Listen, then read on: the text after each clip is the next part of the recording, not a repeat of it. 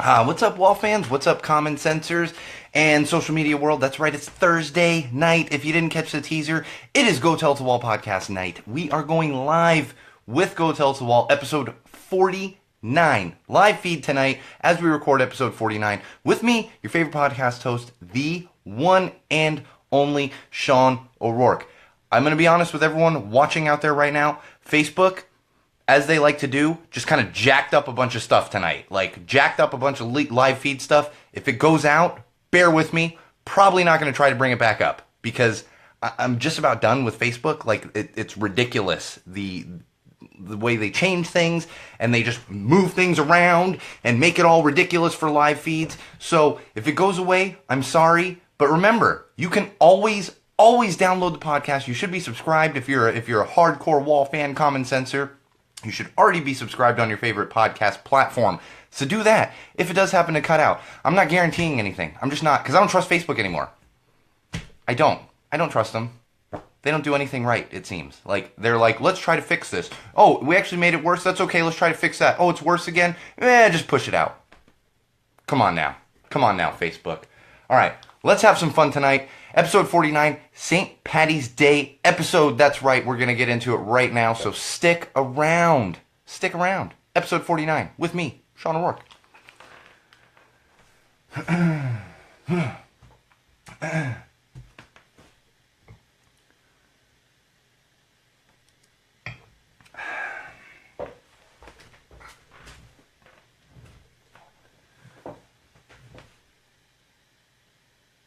All right, Wall fans, and a shlanta to all of you. You don't know what that means? We'll get into a little bit of it. We'll get into it, so don't worry. Don't worry. That's right, if you don't know where you are joining into episode 49 of Go Tell to the Wall podcast. I am your host, the one and only Sean O'Rourke. Extra special having that name this week because it is St. Paddy's Day week. St. Patrick's Day. It's happening on Saturday. We're just 2 days away from it. One day, if you don't actually watch the live feed or engage or any of that kind of stuff, you're probably listening to this at most a day before. So try to get on it. Try to get on it because we're going to have some fun. We're going to talk some St. Paddy's Day and all of the usual common sense and ranting that is Go Tell It to the Wall podcast. Before I even get into it, I'm going to warn everybody. I'm just getting over a cold. I was at death's door on like Sunday, Monday. I don't know. Not really at death's door.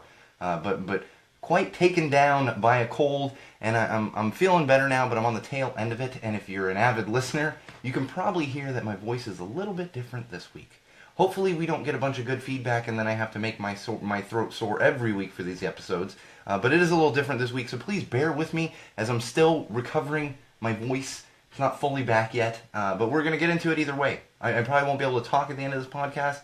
My wife will probably be happy about that, but we're gonna do it. We're gonna do it. Just bear with me, and if you're like, why is this? I'm getting over a cold. I'm still a little congested. Still got the little sore throat and kind of losing my voice a little. But we're getting into it with episode 49. Go Tell Us the Wall podcast. All right, let's kick things off. Social plugs. Always kicking off with social plugs because y'all got to know where to find us. First place to find us would be facebook.com/Go Tell to the Wall. I'm so sick of Facebook. I'm over Facebook.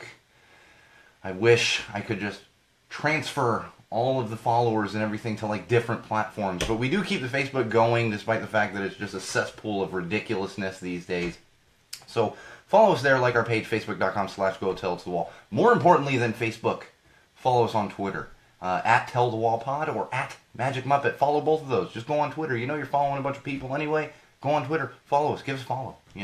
And on top of that, you can also subscribe and watch videos on YouTube. That's right. Go to YouTube. Just search Go Tell to the Wall and you will find our channel. Search Go Tell to the Wall. And most importantly, what's going to take you to any of those things that I just mentioned, as well as additional things, would be SeanO'RourkeLive.com. If you're having trouble finding any of those things, finding the YouTube channel, whatever it is, go to SeanO'RourkeLive.com. You have direct links for all of those platforms that I just mentioned, in addition to some other stuff that's on there, some pictures, Patreon links, and all that kind of good stuff. So, check us out there. Any of those platforms will work. Follow us, engage with us, tell us some stories, tell us how bad it is, tell us how great it is. Especially if you think it's great and you want to tell me how great it is. We don't get a lot of that. I mean, I do from like the kind of avid fans and stuff, but when we get messages and stuff, it tends to be like, dude. And those people that are like, dude, why do you think guns are bad? Well, podcast probably not for you in the first place, but thanks for listening. All right, moving on. It's St. Paddy's Day weekend. This coming weekend, St. Paddy's Day. It's a Saturday. This is what we all train for all year. With your ridiculous, binge drinking and everything else. Don't binge drink. It's not healthy. It's not healthy. You don't want to drink too much. But we've been training for this all year. It's here on a Saturday. That's right. No work the next day. No calling in sick. Or if you're real Irish like me, you just go into work the next day hungover. Been there many times myself. But we're gonna get into some St. Paddy's Day stuff. Starting off with the beer this week. We're gonna start off with the beer this week, and I have specifically for St. Paddy's Day a Guinness, but not Guinness Draught, the traditional Guinness, also referred to by my father as Mother's Milk. This is not the traditional Guinness Draught. This is a Guinness Extra Stout. Extra Stout. I'm showing it to the Facebook Live people that are out there. So it's a little different than the Draught. I'd actually never had this, interestingly enough, and I thought it was a new beer. I did a little research. I was like, oh no, it's not new at all. I just have never had this. That's the thing, is you don't drink. We'll get into a little bit of that, but like I don't drink a ton of Guinness out of the bottle. There's a reason for that. But this one, it's enjoyable. It's a funky stout. It is a funky stout, and they call it characterful. I guess that's a word. Characterful and bold, because it has a little bite to it for a stout. Interestingly, and I guess that's the extra for all you millennials out there and your 20-somethings. This isn't the extra like you all. Oh, that's so extra. No. This is extra stout. It's a little different meaning. It's okay. It can have other meanings. It's all right. It's all right. Man, can you tell? I'm like still getting over my cold here, and I'm just like, but we're gonna get through it. Now I bring up Guinness because here's a little tip for all of you out there that are probably maybe going to St. Paddy's Day parties and picking up some beer and heading over there. Guinness in the bottle, not the way to go. Not the way to go. And I know people like to debate me, and they say, well, they have the widget and everything else, and it helps with the head. No. Guinness should come out of a draft. Should come out of a draft poured by a bartender who knows how to pour a Guinness. Pouring a Guinness is not the same as pouring a lager. It's not. It's really not the same as pouring any other kind of beer. You got to know how to pour it. And you're talking about the guy who has literally sent back, again, like multiple times, sent back a Guinness at a bar because it was poured incorrectly, and I asked to have it poured correctly. So learn all about that. If you're going to be drinking Guinness this weekend, do it the correct way. Get it out of the draft, and if you don't have access to a draft Guinness, there's other beer out there. Guinness Extra Stout maybe. Check that one out. Might be good. I don't know. I'm enjoying it. It's not my favorite, but I'm enjoying it, so check it out. You don't have to drink Irish beer for St. Paddy's Day. It's okay. You should drink Irish whiskey if you're going to drink whiskey, but don't worry about drinking Irish beer. It's alright. There's nothing wrong with it. Just don't drink green beer. For the love of God, don't drink green beer. Irish people don't drink green beer. That's this, I don't know who started that. Throwing some food coloring and some Bud Light no, don't drink green beer. It's not good for you. Green beer is bad for you. But check out that one. If you do want to get a Guinness that's a little better out of the bottle than the Guinness Draught, that would be the Guinness Extra Stout. And this one's easy to find. I think I got it at like the grocery store the other day. Easy to find. So you should be able to get it just about anywhere. All right. A couple more things, and then we'll move on to some social stories. Marc Maron. Excuse me. See, I'm losing my voice. It's still kind of there, but it's not as easy to talk as usual. Marc Maron. So we got another Marc Maron sighting, and this one, I got to be honest, is probably my favorite of all of them. So let me paint a little picture for all of you out there, you wall fans, common sensors. Highland Park, California. So this past Friday, just about a week ago, this past Friday, I'm walking, and I finished up all podcast work. I usually got some work to do Friday morning. That's when all the pods go up and the posts go up and all that kind of stuff. And so once I finished, I was like, oh, I'm gonna go for a walk. I take my daughter on a walk. We do this quite often, and that's why I end up running into Marc Maron all the time. Around town and stuff. And he's at Cafe de Leche, the coffee shop in town. See him all the time. But on this particular day, this past Friday, I decided I was going to walk the other way. For those of you familiar with Highland Park, I was going east of Figueroa. And nothing against that side of town or anything. It's just there's not as much stuff going on. Like the other side of town where I kind of walk down is where I run into people. There's restaurants and bars and all kinds of other stuff. It's just, I don't even want to say hipper. It's just, there's more stuff to do. So, there's more people hanging out there. Whereas the other side, there's not a lot of people hanging out. There's a nice big park, which is just filled with homeless people. Nothing, I feel for them, nothing against them, but, you don't expect to run into a lot of people. So I'm walking that way because I want to go get myself some Jack in the Box. Jack in the Box. We are fans of Jack in the Box at Go Tell the Wall podcast, simply for the fact that they embrace stoners and stoners eating fast food. Yes, I know. We've talked about this previously. If you're not familiar with it, go back and re-listen to some episodes. So I'm walking, and I left the house. I always leave the house with #CommonSense stickers. Just about anywhere I go, I leave the house with them, especially if I'm walking. I'm like, oh, if I run into someone, here's a sticker. I'm giving out many stickers that way. And on that particular day, I was like, I'm not going to bring any stickers. I'm probably not going to run into anyone. I'm just going to go over here. We'll get a little walk in. We'll pick up some food, head on home. So I go walking, and I hit Jack in the Box, get my food. I'm walking back. And Figueroa, for those of you that aren't from Los Angeles or Southern California or familiar with it, it's a big road. It's a main road, So we're not talking like I'm crossing a residential street here. Big road, So I wait for the cross signal, and it, turns to walk. And I look up, and sure enough, like 3 cars come speeding through. They're like, nope, I'm going to go through before. And granted, they weren't close to hitting me or anything. I'm on the other side, but I'm looking up and I'm like, man, these cars, there's pedestrians in the intersection. There's pedestrians in the intersection. Just wait before you make that right turn on red. Wait. 3 cars come flying. I'm just, I'm not yelling at them, but I'm like, man, of course, cars flying through. Like, come on. I'm pushing a stroller here. I'm not saying it to them. I'm saying it to myself. And as I'm walking through the intersection, large intersection, I look up, and a car stops. Before I even get close to that side, a car stops. And I'm like, oh my God, somebody that's courteous and nice. And they're not trying to fly through the intersection while I'm walking through with my daughter pushing a stroller. So I look up, sure enough, Toyota Camry. Look at the driver, Mark Marin, who stopped at the light to let me go, to make sure I got through before he's trying to fly through a right turn on a red light. Mark Marin. So of course, I look up and I give him a wave. I'm like, hey, thanks for stopping. And hey, Mark, I know you're seeing me around town all the time, the bearded guy pushing a stroller around. So it's kind of twofold, because I thought it was hilarious. I was like, Mark Marin, courteous, nice individual, like that was just speaks to it. And I've heard great things. I mean, he's a, I don't say, I've heard people describe him as a bit of a bulldog. He gets a little fired up, but clearly a nice guy. And then on top of that, I'm hoping that he saw me walk, because I know he's seen me walking so many times, because we live in the same neighborhood, same general area for now, until he fully moves, and we'll still be in the same kind of neighborhood, not far. But I'm hoping that he saw me and he's just kind of, not freaking out, but just like, why am I seeing this guy with a beard pushing a stroller all the time? So I'm hoping that's happening. But another Mark Marin sighting, really when I just wasn't even anticipating running into to anyone, other than some homeless people coming out of the park to ask me for some spare change or whatever. But yeah, Mark Marin. Again, another Mark Marin sighting.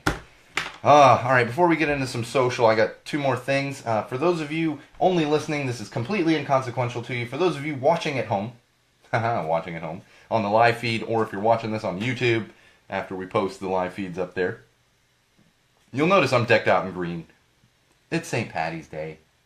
We're going to, I'm getting in the spirit here. Got my green t-shirt, got my green Red Sox hat on. The Red Sox will be wearing this specific hat on Saturday. They wear this hat every year on St. Paddy's Day at spring training. So, getting a little fired up for the baseball season, as well as getting fired up for St. Paddy's Day. I'll be stuffing myself with corned beef and cabbage and lots and lots of whiskey on Saturday. That's how I tend to spend my St. Paddy's days. I do that at home. And that's the great thing. I never even have to worry about a designated driver, because I spend my St. Paddy's days at home. I have friends over, and do that thing. Hopefully my voice will be back by then. I'm hoping like another day and a half of letting the voice rest. Of course, here I am, I'm doing, an hour of Go Tell It to the Wall podcast. So I'm not holding out hope for that, but hopefully my voice will be back by Saturday, and I'll be able to have a good time. The good thing, that's the thing is, and everyone's had this, like I'm feeling better. Like I'm not quite 100%, I'm feeling better, but it's just that like lingering, like, I can feel it's taken a little more energy to actually talk than usual, which seems crazy. Those of you that are avid listeners or know me personally, Yeah, it takes a lot to get me to shut up. It does. That's just how it is. It takes a lot to get me to shut up. All right, one more thing I want to mention. I want to tease this a little bit. I spent a good amount of the day yesterday out adventuring with a good friend of mine, and a big fan of the podcast, Justin Garrett. We went out and we did a little beer drinking expedition. So I picked up a bunch of cool craft beers, some that I'd never even heard of. So we're gonna get some new beer reviews up here soon. We are so backed up on the beer reviews. I got a bunch shot. I got a bunch edited, and it's just like trying to get them all up. But we're gonna throw more of those in the queue there. But the reason I bring this up is because we ended our little half day of kind of beer tasting and such at a little place in Van Nuys, California. That's in San Fernando Valley, if you're not familiar with it. And it's a little brewery called McLeod Ale Brewing Company. McLeod Ale Brewing Company. And this is definitely one of my new favorite breweries in the Los Angeles area. I'm trying not to talk about them too much because it's an English beer brewing company with a Scottish name, and it's St. Paddy's Day this weekend. Not that there's anything wrong with it, but we're trying to keep, it's a weird thing. But I am bringing them up because I'm gonna talk about them on the next episode 50. I'm gonna give you a little more info on that, and we do have a beer review coming as soon as I get it shot, edited, and actually posted, and throw it in that queue that I was just talking about for some of the McLeod Ale Brewing beers. So look forward to that, Wall fans. Look forward to that. And of course, again, if you don't know where to find our beer reviews, go to YouTube, search Go Tell Some Wall, and you're going to find all of our beer reviews, as well as all of our live feeds that get posted up there, and all that good stuff. So check us out. Little teaser. Look forward to it. McLeod Ale Brewing Company. We'll be talking about it next week. Next episode. Oh, man. All right, let's get into some social. A little bit of social media, social platforms, all that stuff. Not social consciousness on this one. I like to think everything's a little bit socially conscious when it comes to Go Tell Us a Wall podcast, because social consciousness is just common sense. Common sense. Hashtag common sense. Throw the hashtag in there. I feel like a 20-something hipster. Hashtag common sense. That's the way the world works these days. All right, let's get into it. Social. Twitter. We got some Twitter news. Oh, do we have some Twitter news? So as Twitter continues to kind of clean things up and stick to their newish guidelines, one thing they did this past week was they suspended a bunch of accounts that were responsible for something called tweet decking. Tweet decking. If you haven't heard of this, tweet decking, it's kind of far-reaching, but essentially it boils down to automated systems that are able to just constantly retweet stuff. Just retweet, and then that pulls in followers, and a lot of times, as we saw recently, you could end up pulling in fake followers and that kind of stuff. So Twitter is really, really cracking down on this.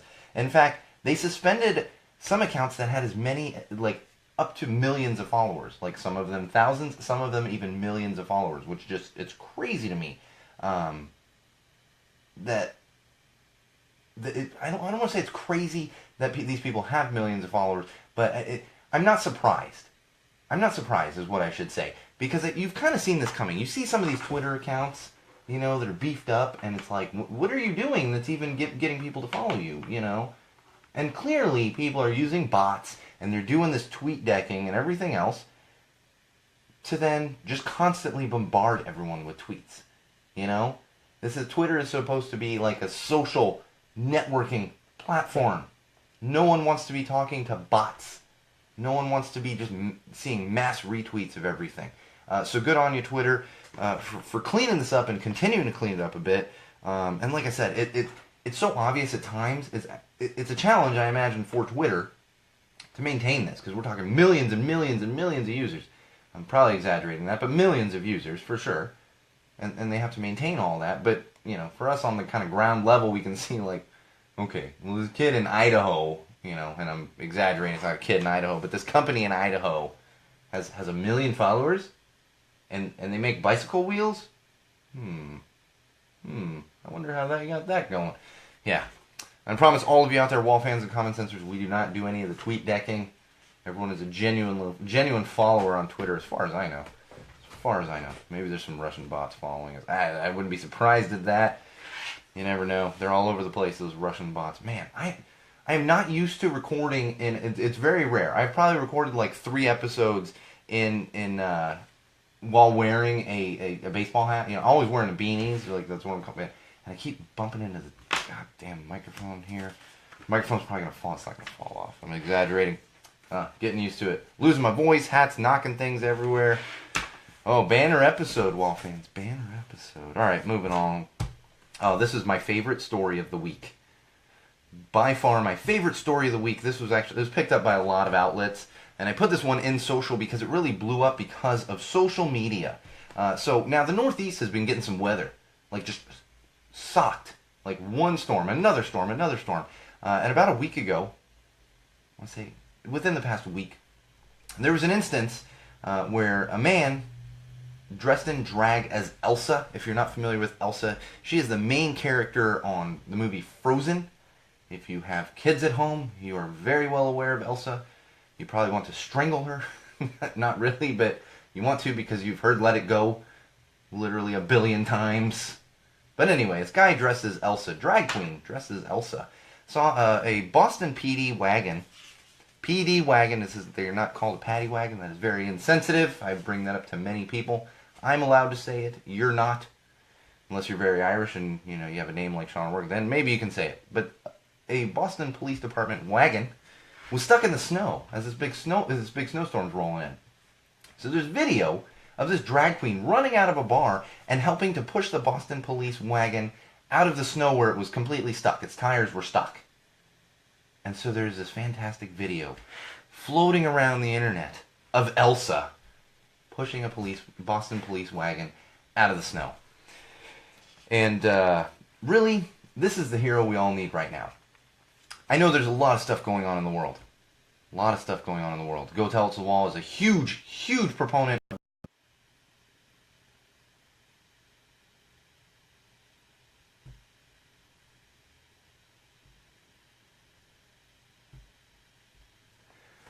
Oh, alright.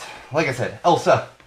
That's the hero we all need. In fact, I enjoyed the video so much, it got me thinking, maybe Go Tell It to the Wall podcast needs a new logo. Elsa pushing out Boston PD vehicle. Double whammy for me because I'm a big Boston sports fan myself, so that was awesome seeing that as well. Facebook Live, for those of you that are watching, I teased it at the top of the live feed, and the thing's cutting out on me. It's cutting out, so I'm gonna try. Hopefully it stays on there. If it doesn't, I apologize. Just you should be subscribed anyway. All right, moving along. So this one I found interesting. Wired put out an article, and I'm not going to get into all of the details here, kind of the fine, minute details on this, but it's interesting because, as you know, social media has really infected our world. And I don't necessarily mean infected in a bad way. I mean, it can be a bad thing, it can be a good thing, but it's really just infected our world. Really, the entire world, our whole society is just enthralled by social media, and everyone's connected with everything, and all, everyone's on something, and whether it's Twitter, Facebook, we're going to talk some Snapchat shortly. Oh boy, Snapchat. Oh boy. But it's there, and everyone's connected in a certain way. And the interesting thing is, if you've ever tried to deactivate or delete your Facebook account, you might have found out that it's not that easy to do. It's really not that easy to do. And this article that I found from Wired, which we're actually going to go ahead, I'm going to go ahead and post it in case you are interested in doing this, talks about the ridiculous process that goes into actually deleting your account. Facebook, for example, and just to give you an example off the top, they make it extremely difficult. In fact, they hide the button to do it. And not only do they hide it, but they don't call it deleting your account. It's listed as let us know. On Facebook, if you go to help, it's listed as let us know on Facebook instead of delete your account or deactivate your account. And that's the other thing, is deactivation versus deletion.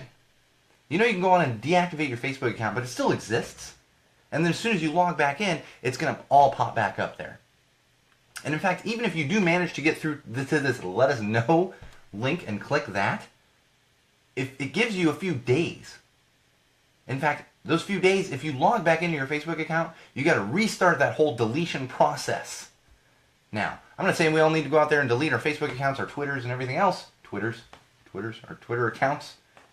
But it's interesting how not only has this completely enthralled our society, but these companies have made it very difficult to really even remove your footprint. And you know that Facebook, even when you delete the account, they've still got your information somewhere on a server. It's still there. thing is, we're just in it now. We're just in it. It happened again earlier. My wife was, we were talking to my wife about something. I can't remember what it was. Something, something. And she was like, oh, we should do this, blah, blah, blah. And she goes to pick up her phone like 2 minutes later, and first site she goes to had an ad for whatever it was we were talking about. And it's not like we were talking about, we should eat pizza, and like there's a pizza ad. No, it was like something really, I can't remember, but it was something not intricate, but more detailed than just like, let's get pizza. And it was clearly the phone had heard us talking about that. And that's just the world we live in now. Unfortunately, it's the world we live in. Now, I don't get freaked out about it as much as other people do. I see that stuff and it's like, well, that's creepy, but at the same time, it's that same thing where everyone's like, oh, the NSA's spying on you. It's like, really? Are they going to spy? Like, what are they spying on? They're spying on, like, I eat junk food? They're seeing me talking to a wall. I'm broadcasting this anyway. So I understand the need for privacy. It's just, for me personally, it's like, well, I ain't so worried. What are they going to, I'm not doing anything. Come on, man. Come on. But it is interesting. We'll go ahead and post that one in case you are interested in trying to figure out how to delete your account, deactivate your account, do whatever the heck else you might need to, do. Remove your digital footprint. Oh, Snapchat. Oh, Snapchat. I always joke, Go Tell It to Wall podcast, and me personally, not on Snapchat, never have been, just no interest in it. Not something we'll ever do. We'll probably never put the podcast on Snapchat. We definitely never will at this point. So Snapchat put out a little, I guess a snap. Is that what they call them? A chat? A snap? I don't know. Whatever they call it. Story or something. Whatever the kids call the snapping, chatting these days. So they put out a little meme story poll, actually, I guess you could say. And apparently there is a company or a user called Would You Rather. And this is the old game they used to play. Would you rather, would you rather blah, blah, blah, or blah, blah, blah. Would you rather sleep with Angelica Houston or sleep with Meryl Streep? I don't know. I'm just pulling this out of my head. Okay, out of my ass, I guess. But what they did was they put up a little poll here asking people, would you rather? And then they had a picture of Rihanna and a picture of Chris Brown. And it said, would you rather slap Rihanna or punch Chris Brown? Think about that for a second, Wall fans. Making light of domestic violence. If you're not familiar with that story, Chris Brown actually got in trouble years ago when he was dating Rihanna, and he actually beat her up pretty good. Like, very just graphic domestic violence, the stories that were coming out after that. And so Snapchat makes light of that, makes a joke out of domestic violence. Absolute joke. And I gotta say, what are you thinking? What are you thinking? And of course, Rihanna called him out on it. Rightfully so. I mean, everyone should have been calling them out on it.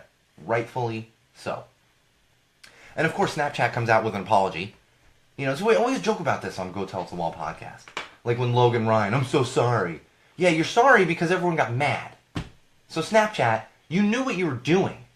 You had time to think this through. You put together a graphic and then posted it on Snapchat. This wasn't a snap decision. Not a snap decision by Snapchat. This was clearly thought out and planned out. Clearly they have someone with remote intelligence. Somebody working at Snapchat with remote intelligence that should have been like, hey, this isn't a good idea. But no, they apologized. And you can't just apologize after the fact and think it's okay. Because it doesn't work like that. I'm so sick of the apologizing. It doesn't work like that. You should have been smart enough not to do that in the first place. We're not talking about someone using an insensitive term because they're not realizing that that can be a derogatory term. We're talking about an entire company that put this out, that supported this, and then came and apologized and said, oh, we're so sorry, we shouldn't have done that. Well, if you shouldn't have done it, then don't do it. So sick of these social media users and platforms just issuing apologies. Oh, I'm so sorry. I'm so sorry. Like, does it really work that way? I'm so sorry. It's okay.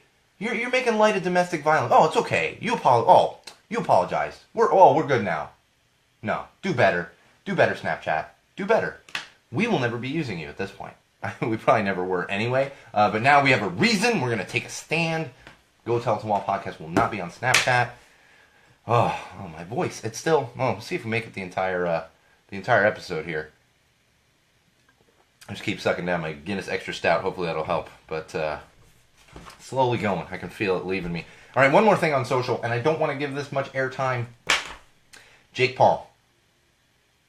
Don't even go look it up. But I realized today, because another story came out, Jake Paul, this is Logan Paul's brother. You know, Jake Paul. I don't even want to get into the stories, but I want to tell all of you out there, all of you Wall fans, all of you common sensors, that common sense dictates that we don't feed the douchebags. We don't feed them. So we're going to stop feeding the douchebags. We're going to call douchebags out when we have to, because you got to do that sometimes. We're going to stop feeding guys like this. We're going to stop feeding the brothers that shouldn't be named. You know? That's enough of that. That's enough of that. If you are interested, go look it up, but let's just stop even giving them airtime.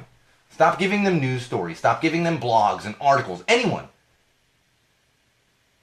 Anyone. Not just Jake Paul. All of them.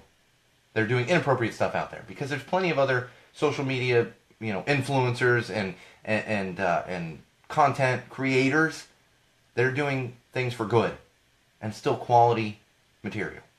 Let's support them instead. All right, let's get into a little TV, film, books. TV, film, and books. Now, I didn't get into this a lot, but yesterday, was it yesterday? I think it was, yes, March 14th was the National Walkout, where all students were walking out of their school. We're going to talk about this much more as we approach April 20th, which is like the big day that we've talked about on the podcast. So we're going to get into more of that later down the road. But I do want to bring up one thing that happened yesterday from Viacom. If you're not familiar with Viacom, they're a company that own many television channels. They own MTV, Nickelodeon, like VH1. They own a bunch of TV networks. So what they did yesterday for the National Walkout, what they did was for 17 minutes during the walkout, they removed they let all of their channels just not go dark, but they put a message up, and for 17 minutes aired nothing on all of their channels at the same time, nationally. 17 minutes, representing the 17 minutes of silence that all the students were doing for the 17 victims of Parkland. And I thought that was fantastic. So good on you, Viacom. And we need more of this, because this was a big stand. This was a big stand for a big company to take a stand, and they probably did lose some money. Because 17 minutes, there's definitely, and 17 minutes on a cable channel like that, there's ad revenue that's lost. 100%. 17 minutes, if you're talking 5, maybe 10, even 10, 17 minutes, ad revenue is lost in that time period. It's lost. If you're not familiar with it, basically commercials aren't airing, and that's how television channels and these larger telecommunications companies make their money. It's through advertising. The majority of it is through advertising. So that is lost ad revenue right there. And Viacom said, you know what, this is more important. We're going to take a stand. And they did. And they did. And don't even get me, I'm going to say one thing. We're still on TV, film, and books. Because today, and probably yesterday, this thing came up, and they were like, so the hashtag was walkout, National School Walkout. And so people were trying to push this thing called walk up. Walk up. And they were encouraging students to go talk to other students instead of walking out of class, talking to other students. And the interesting thing is, as I was kind of combing through some social media and stuff, a lot of the people that I was seeing post this kind of stuff are the same people that like to throw around the term snowflake and triggered, which we've talked about on this podcast. You can't throw that term around. They like to throw those terms around. You're so sensitive. You're going to get your feelings hurt. And now you're telling kids they need to go talk to another kid? As you should. That's a great message. However, the thing is, they're diminishing the walkout. They're diminishing the walkout and saying, no, have compassion instead. We've been trying to have compassion forever.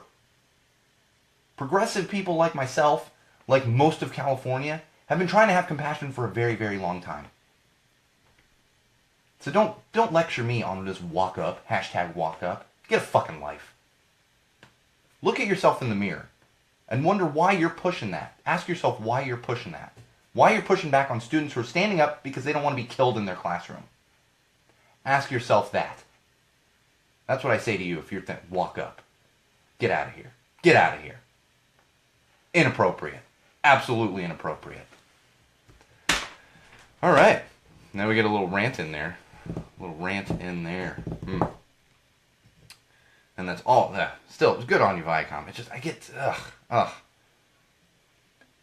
It really is sickening seeing that. I'm also seeing stuff like, kids are ignorant and they're just walking out of class. No. They saw 17 kids were killed in Parkland. They saw that.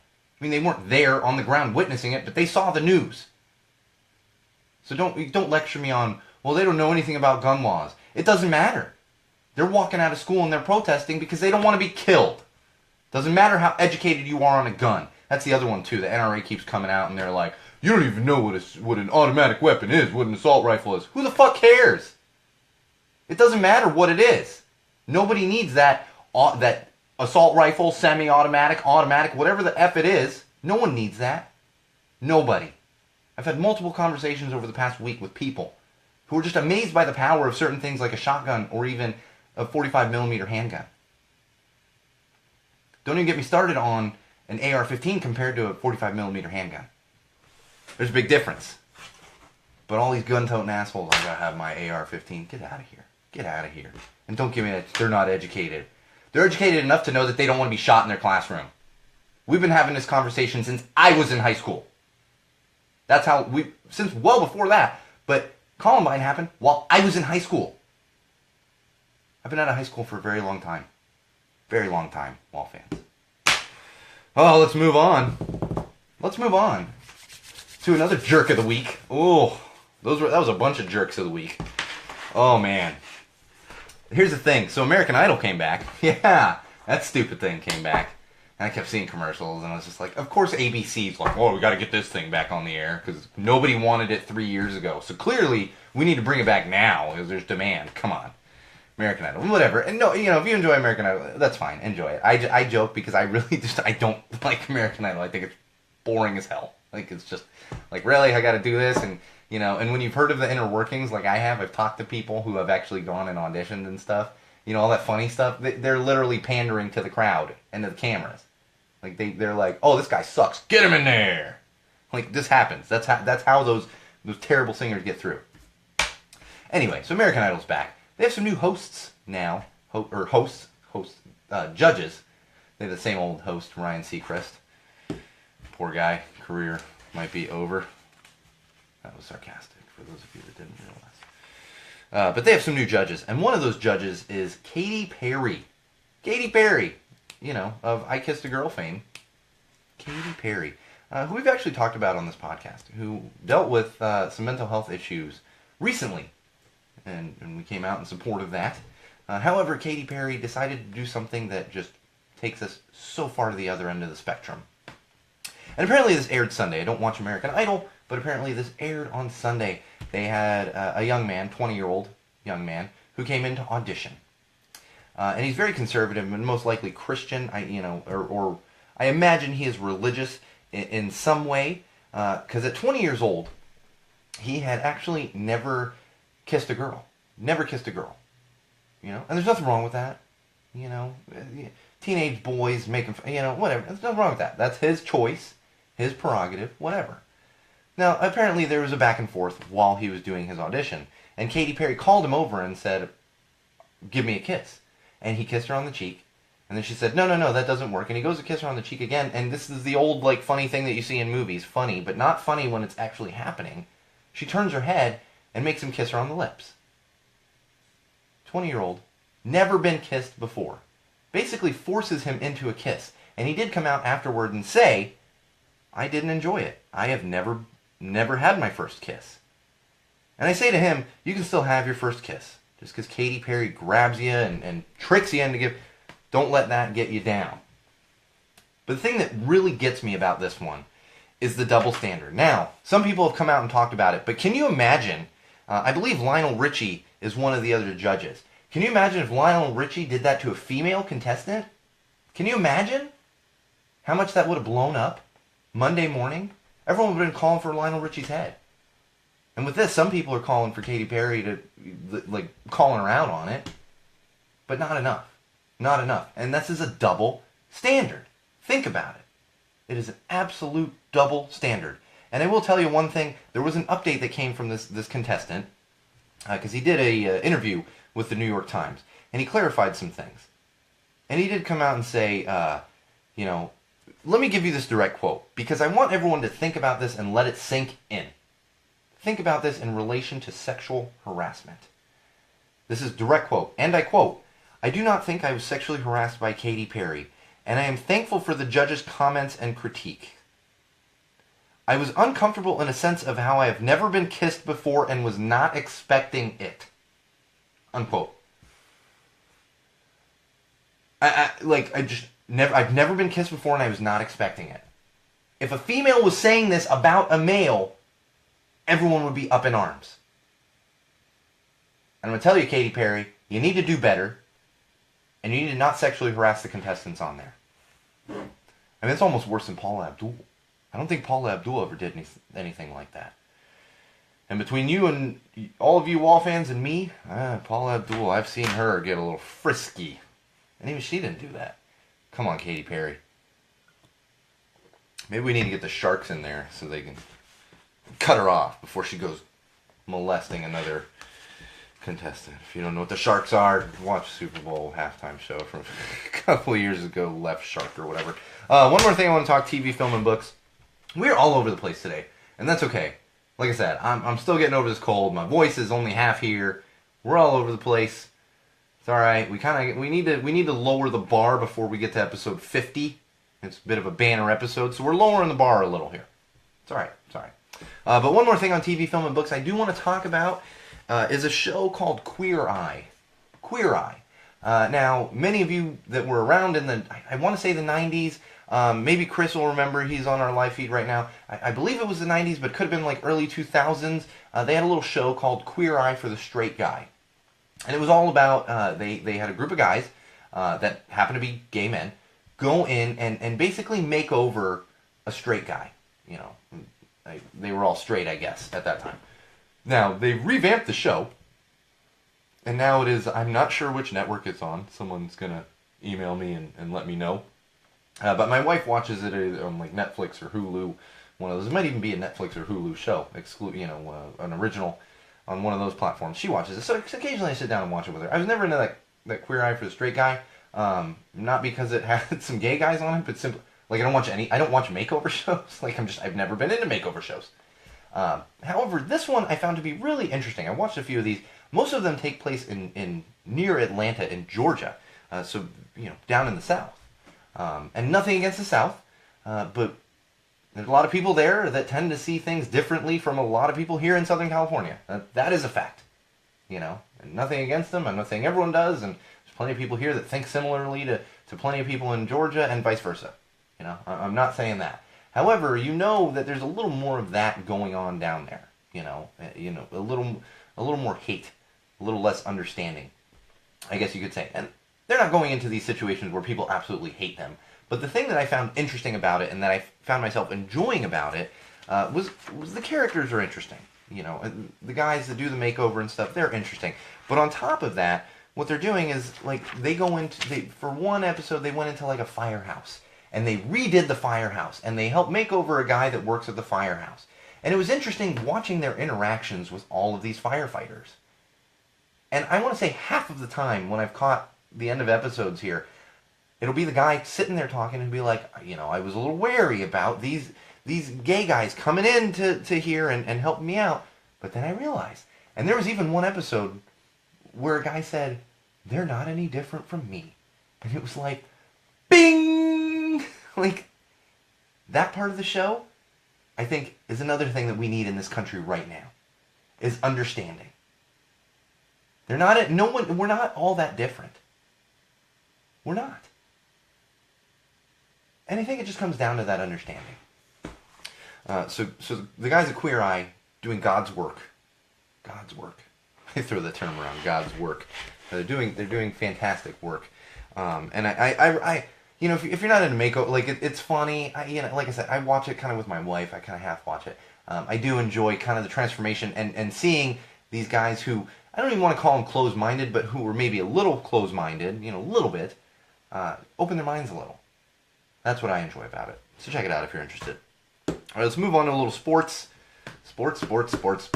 I do have one thing today. It literally just happened like 2 hours before the show started.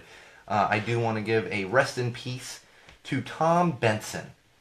Tom Benson, if you're not familiar with Tom Benson, he was, up until today, the owner of the New Orleans Saints as well as the New Orleans Pelicans. And while fans out there are saying, he's talking about another rich white football team owner. Yeah, rich white football team owner. The reason I bring him up, and the reason we do mourn him a little bit, is because he was a true pillar of his community. Tom Benson, true pillar of his community. He was a native of New Orleans. Native of New Orleans. Bought the New Orleans Saints back in the 80s when everyone thought they were going to move. And he kept them there, and he kept building on that. And then, in fact, you remember that thing a few years ago? Hurricane Katrina? Almost 10 years ago now? Oh, maybe even 10 years ago? He kept the team there, and he got the community to rally, not himself individually, but that team got the community to rally around a team. To rally around that football team. And it brought hope to the city of New Orleans. It really did. And they won a Super Bowl after Hurricane Katrina. And they continued to rebuild. So Tom Benson, not just a professional sports team owner, but a pillar of his community. And we need more people like him, especially in those roles of ownership. A rich white male who's doing good for his community. I'm not saying there's plenty of rich white males that do that. We joke about the NFL where there's not a lot of these owners, they're not doing a lot of that, but Tom Benson was one of those guys that did it. And on top of that, at the time of his death, he left both teams, the football team and the basketball team, to his wife. So now, as of today, because this was already pre-approved by both leagues, if you're not familiar with it, which understandably so, all the other owners have to approve a new owner coming into any professional sports league, at least in this country. I imagine the same thing around the world with the soccer clubs and everything else. I imagine it is. Already pre-approved by both leagues, so we now officially, as of today, unfortunately, Tom Benson has passed away. He was 90, so he lived a good full life. Unfortunately, he did pass away, but it did give us, as of today, a new female owner of an NFL team as well as an NBA team, which I think is great. I'm not happy that Tom Benson passed away, obviously, but I think it's great to get some females in there. All right. It's also March Madness. I'm not into March Madness this year. I'm really not paying attention. I did get one thing I want to bring up today in honor of my grandmother. Loyola Chicago, not a big basketball school, pulled the upset of the day today in the NCAA tournament, and I would like to think that my grandmother was looking down on that and smiling, especially since Loyola was a college that she told me for 4 years I needed to go to. Of course, just an excuse to get one of her grandsons back in the Chicago area and nearby her. But right away, when I saw Loyola pulled the upset, I thought about my grandmother, and I know she was looking down on that and smiling. But the rest of the tournament, I'm not going to be watching. I'm just not that interested. Baseball starts in 2 weeks. Hockey's going. Bruins are killing it. That's my sports world right now, personally. All right, let's move on to some tech. Actually, we're getting a little short. Oh man, all this just ranting and voice going. Too much going on. We're getting a little short on time here. All right, I'm gonna breeze through some of this tech stuff. All right. Just an FYI to all you Wall fans out there, I always talk about wearables, and personally I love my Android watch. It's very superfluous, but I do love it. Comes in handy. But just an FYI to all of you, there is a company that has put out a smartwatch. It's called Amazfit BIP. It's a smartwatch, Amazfit BIP. You can find it on Amazon. It's not Amazon that makes it. Amazfit BIP, they do have it on Amazon. I'm sure you can find it other places as well. It is a $92 smartwatch. $92, which is pretty cheap for a smartwatch. I think that Apple Watches cost $5,000. I don't think they actually cost $5,000, but I wouldn't be surprised if they did, and people would probably pay that $5,000 for an Apple Watch. $92 for a smartwatch, and it has a 45-day battery life. So check them out. I'm not going out to get one. It works on both Android and iOS. So if you have an iPhone, you can use it. If you have an Android phone, you can use it. Personally, I won't be going out and getting one. I love my Android watch. However, I would recommend this to someone that's kind of like interested in the wearable, sector and wants to try one out. This is kind of the cheaper way to go. And it's going to be a slightly different OS, but that can kind of get your feet wet when it comes to the wearables and the smartwatches and everything else. So check them out if you're interested. Speaking of Android Wear, Google hasn't officially announced, but it looks like there's going to be a little bit of a rebrand on Android Wear, if you're familiar with it. That's Android's smartwatch technology. They call it Android Wear. It's been called Android Wear since it first came out. And they're looking at most likely a rebrand to no longer be called Android Wear, but just Wear OS. So we're looking at that update probably coming down the pipes, and it's interesting because they did this recently. They changed Android Pay to Google Pay, and I think because things can be used across different devices, like for example, you can actually use Android Wear can be used on an iPhone. So they're switching to Wear OS, so look for that coming down the pipe here in the next couple months.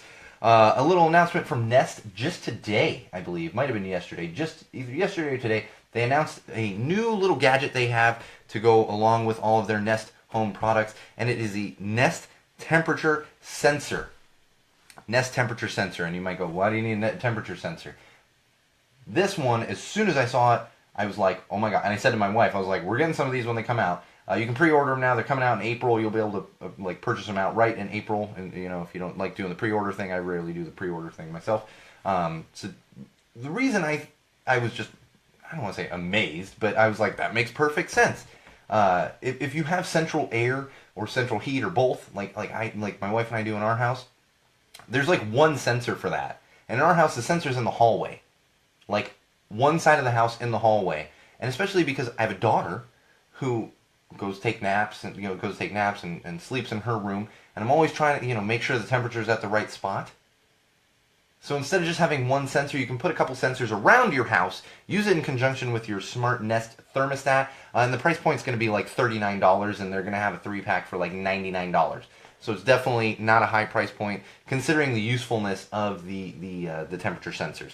So look out for those; they'll be coming. My wife and I'm sure will be purchasing, if nothing else, just one to go in my daughter's room, so I know, like, okay, read the temperature there. Like, that's the most important part of the house. I can be sweating in the other room as long as my daughter is comfortable. That's how it works. All right, little announcement came out from Google. Google has announced that they will no longer allow any kind of advertising from cryptocurrency, Bitcoin and that mana, whatever it is. Like, there's a whole bunch of cryptocurrencies. So they're banning all of that advertising on all of their platforms with cryptocurrency advertising, especially when really, like, I'm pretty sure if you ask those companies directly, like, they probably don't even fully understand it. So, you're not going to see any more cryptocurrency advertising on Google platforms, sites, any of that good stuff. All right, let's get into some common sense. This one, I found this one, and I've been wanting to share it with all of you, considering, how much beer drinking and talking we do on the podcast. So, craftbeer.com, which is the Independent Brewers Association, we've talked about them. They make that official little tag that goes on the bottles for any independent brewers to be officially recognized as such. They put out a list of their top 50 craft breweries in the U.S. And I want to talk about this. I'm not going to go through all 50 of them. We'll post this one so that you can see them. But certain things that kind of got me going, I'm not sure, would be number 2 on their list is Boston Beer Company. It's like, respect to them. I wouldn't call them the second best craft brewery in the country. I mean, they're borderline craft brewing. They did start that way, but I'd still call them borderline a craft brewer. They're such a big outfit. They know what they're doing. They're cranking them out. But the interesting thing, the one that I did like, number 8 on the list of the top 50 craft breweries in the U.S., San Diego's very own Stone Brewing. That's right. Stone Brewing Company out of Escondido, California is number 8. Number 8 in your craft brewery rankings, number 1 in your heart. Stone Brewing Company out of San Diego, California. I was happy to see that. And just to give you a couple of other interesting ones that we've talked about on the podcast, and that would be North Coast Brewing, number 48, as well as Lost Coast Brewery, number 47. So we're going to go ahead and post this one. I found it really interesting. Karl Strauss is also on here. Again, it's like, I get it, Karl Strauss Craft Brewing, but it's like, okay, there's such a big, I want to see the small guys. Small guys. And of course, I'm going to get some emails after this. Stone is huge. They've got stuff in Germany. Like, shut up. I'm just kidding. Oh, I just love me some Stone. I'm a little biased. Stone, San Diego, Stone. Cut my beer drinking teeth on the Stone. For those of you that don't know that expression, I didn't actually cut any teeth. And Stone is beer. Alright, moving along. Oh, aluminum. Aluminum. Oh, I bring this up. So, the Orange Menace announced recently some tariffs. Tariffs. If you don't know what a tariff is, this is essentially a tax on goods that are imported to the country. A tariff on steel and aluminum. Steel and aluminum. You may say, aluminum, huh? What, you know. Well, think about this, Wall fans. And especially now that cans have become so much bigger for craft breweries. Cans. They're made of aluminum. These brewing companies, these beer companies, they get their aluminum. And a lot of it does come from outside the country. I took some time to look into this because I was curious. So I actually did a little bit of research. Let me fill you in on this. So, the tariffs, and granted, since this article came out, there have been some exceptions with Canada and Mexico and everything else. So, these numbers might not be completely accurate if beer companies are getting their aluminum from Canada or Mexico at this point. However, based on that 10% tariff, that tariff could easily cost the beer industry in this country, the entire industry, not an individual brewer, but the entire industry, all the craft breweries, and all the big boys, like Coors and Miller and stuff, all of them. I can't remember the name of the overarching companies on those, ABC, whatever it is. InBev is one of them. Including all of those. All of them would be looking at a $256.3 million increase in cost. $256.3 million increase in cost because it would cost them more to get the aluminum.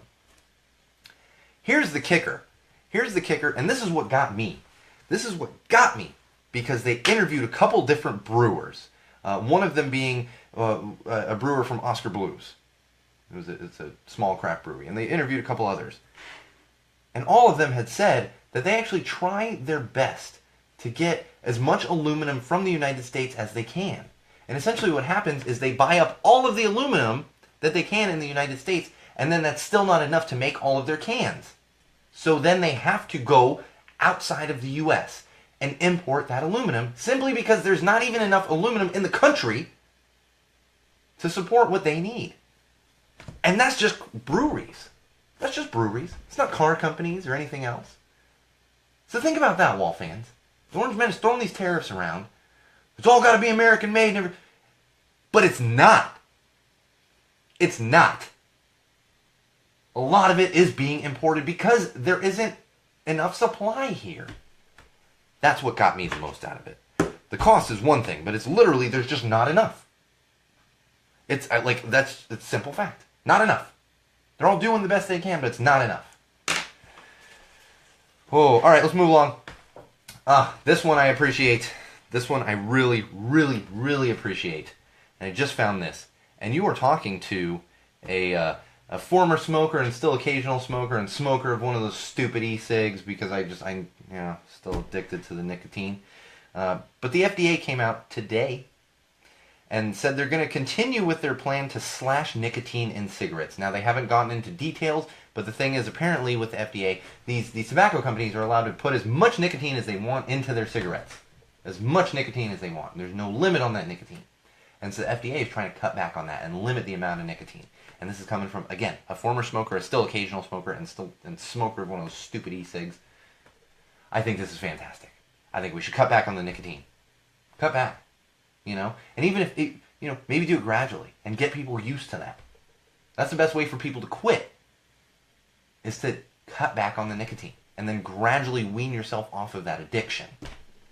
So good on you, FDA. I'm happy to see this, and I hope it goes through. And I know there's going to be a lot of people pissed off out there. But again, former smoker myself, been there, know how difficult it is to quit. And I think this is a fantastic idea. And I hope they continue moving forward with that. And I don't care what the tobacco companies think. They're just going to continue making stupid little e-cigs like they do. And, I was talking with someone the other day, and I was like, Marlboro, they're fine. Yeah, everyone got on cigarettes, and then they came out with e-cigs. And now Marlboro, they're just going to have the next thing. They'll be fine. Tobacco companies will be just fine. They don't need to pump as much nicotine as they are into those cigarettes. All right, I got two more. I want to talk for a second, and then I have a little bit of a story with some news that came out this week. Another thing that's been floating around, and it always is, it's been floating around a lot lately, And it's that fucking David Wolf. I can't stand. He puts out all these stupid little ignorant memes, and then everyone shares them, and it's so stupid. What pisses me off, and this always happens, is there's all these memes floating around. You always see them when you're scrolling through Facebook and Twitter and stuff, and it's like, the best cure for depression is, taking a walk, going outside, cure your anxiety and depression. In fact, I saw one today. Let me get into this. And it said, I quote, "Stress, anxiety, and depression are caused when we are living to please others." Well, Wall fans, yeah, that can trigger anxiety and depression. Or maybe if you don't have mental health issues or mental illness, then yes, maybe you are getting anxiety because you're trying to please other people. However, if you're smart, you know that it's not black and white like that. It doesn't boil down to just remove these people from your life. Go on a walk, take a bath, relax in the bath. Well, Wall fans, for those of us that deal with mental illness on a daily basis and have for a lot of our lives, and there's many, many, many of you out there, it's not that simple. It's not just turning something off. Let me share a little personal example with you. My wife can give you more details on the story. My honeymoon in Hawaii. Probably the most relaxing place in this country. Honeymoon in Hawaii. I got triggered from seeing a show. Something happened. I'm not going to get into details.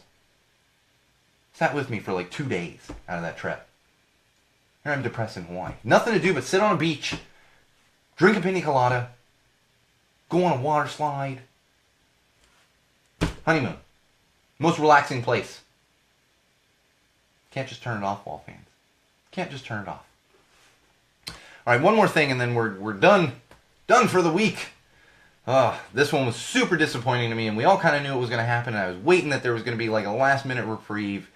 But I think just this week, it was officially announced that Toys R Us is closing all of their stores.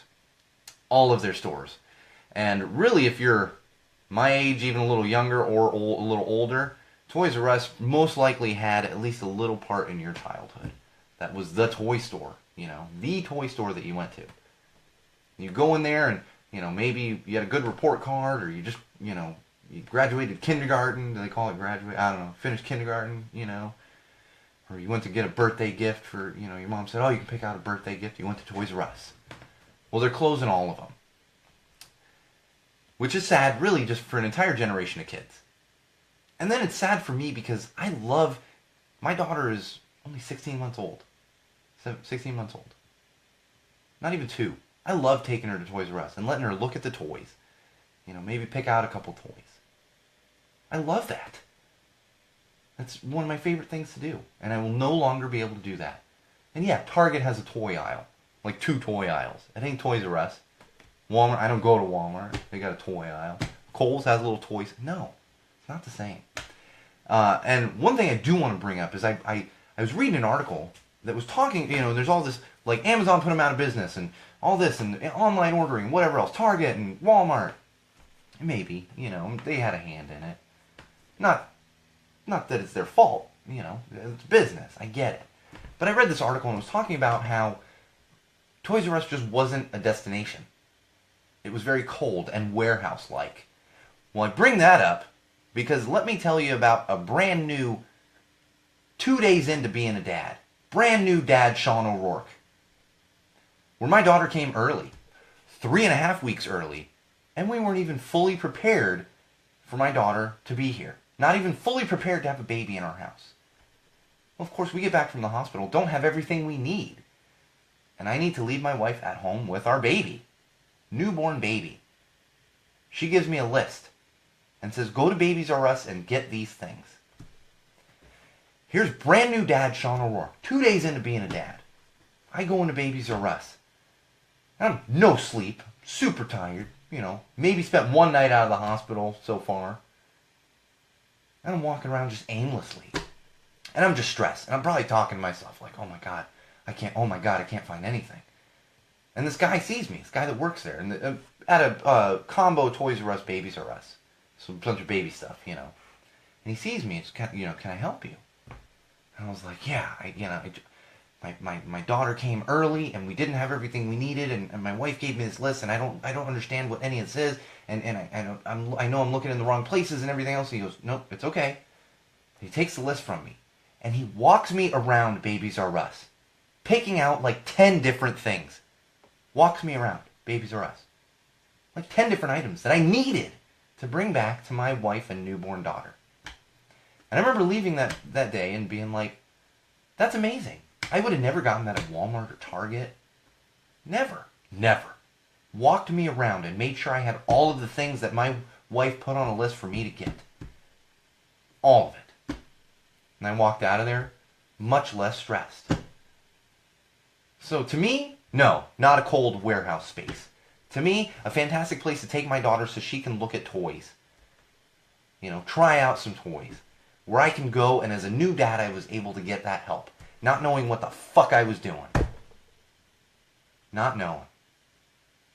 So I'm going to miss Toys R Us and Babies R Us, and I hope all of you will too, Wall fans. I'm disappointed I won't be able to take my daughter there anymore. Won't be able to take, 5-year-old Zofia there and try out this bike and everything. It's disappointing. It's disappointing. But we will move on. We will persist, Wall fans. And I'm sure there'll be some new toy stores popping up, or we just start ordering everything in our entire life. It just comes from Amazon. You don't get to try out a damn thing or try on a damn thing. It's all just coming in the mail. Can you tell? I'm tired. My voice is gone, Wall fans. And that's going to be it for us this week on Go Tell It to the Wall podcast. I apologize again for my voice. For those of you that were watching on the live feed, it did cut out again at some point. Stick around. We'll get on there in a sec. But I apologize to all of you out there listening. My voice not all there. Should be back next week. I can't imagine I'll have another week of losing my voice like this. I'm going on like 5 days already and just getting over this cold. So next week should be back to full strength for episode 50. It's a banner episode. Episode 50 of Go Tell It to the Wall podcast next week. So, as always, Wall fans, common sensors, social media world, podcast listeners, thank you for joining. I appreciate and love all of you for doing that. That's what we're here for, talking to a wall, but really to entertain the masses, and you would be the masses. So thank you. Don't forget, follow or like our page on Facebook, facebook.com/GoTellItToWall. Also follow us on Twitter @TellTheWallPod and @MagicMuppet. On YouTube, search Go Tell It to the Wall podcast. Go Tell It to the Wall. Don't need the podcast on there. Just search Go Tell It to the Wall. Find our channel. Please, please, please, for the love of God, subscribe. That's the thing. People don't like to actually subscribe. They just watch the videos. Subscribe. It helps us get a little more money. Helps keep the podcast running. Do those things. And of course, most importantly, is head on over to SeanO'RourkeLive.com to take you to all of those things I just mentioned, as well as Patreon and some other additional exclusive stuff that you'll find on our website. So, that's it for me, Wall fans, common sensors, and social media world podcast listeners. I am your host, the one and only Sean O'Rourke. This has been episode 49 of Go Tell It to the Wall podcast. And remember, no matter what you do, no matter who you meet, no matter why you're doing it, no matter where you go, always, always use common sense.